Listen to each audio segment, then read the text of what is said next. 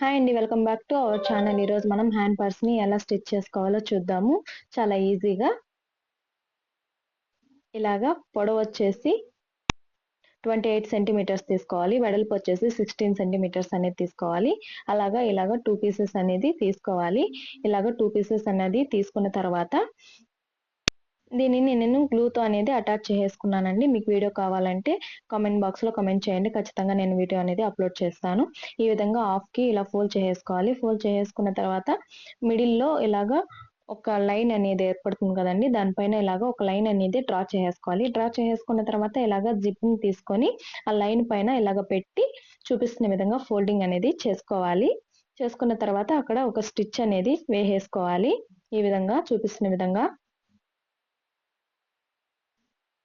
Stitch అనేది వేసేసుకున్న తర్వాత ఇప్పుడు ఇలాగా 2 క్లాత్‌ని ఒకే సైడ్‌కనేది పెట్టేసుకోవాలి.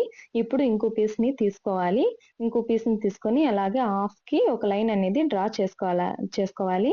చేసుకున్న తర్వాత ఇలాగా ఆ లైన్ దగ్గరికి జిప్‌ని పెట్టేసి సేమ్ ఫస్ట్ క్లాత్‌ని మనం స్టిచ్ చేసుకున్నట్టు ఇలాగే దీన్ని గాని ఒక స్టిచ్ అనేది చేసేసుకోవాలి.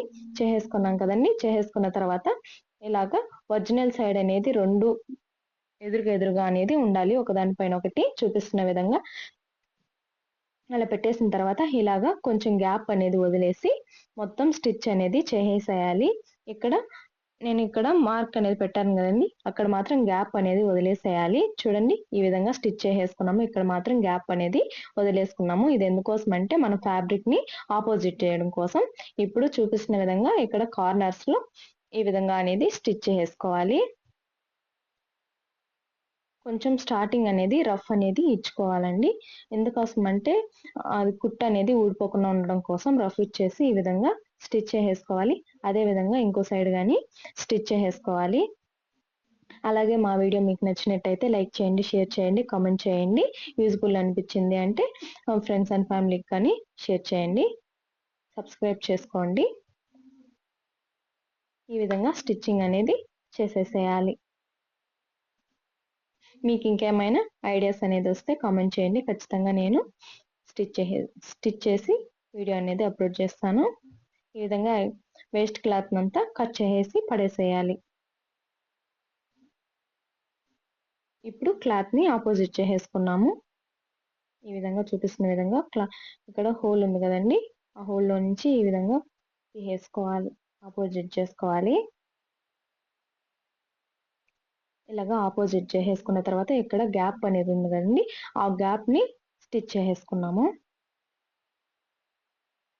ఈ విధంగా స్టిచ్చింగ్ అనేది చేసేసుకోవాలి. చేసేసుకొని ఇప్పుడు దాన్ని కొంచెం ఇలాగా కాల్చాలండి. కాల్చడం వల్ల అనేది పోగులు అనేది రాకుండా నీట్‌గా అనేది ఉంటాది. ఇలాగ లోపలికనేది పెట్టేసేయాలి. అంతే అండి. హ్యాండ్ పర్స్ అనేది రెడీ అయిపోయింది.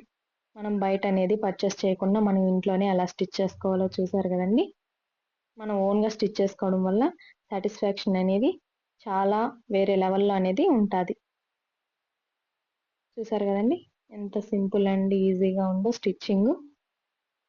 పర్స్ గాని క్యూట్‌గా అనేది అనిపిస్తుంది. Thank you for watching.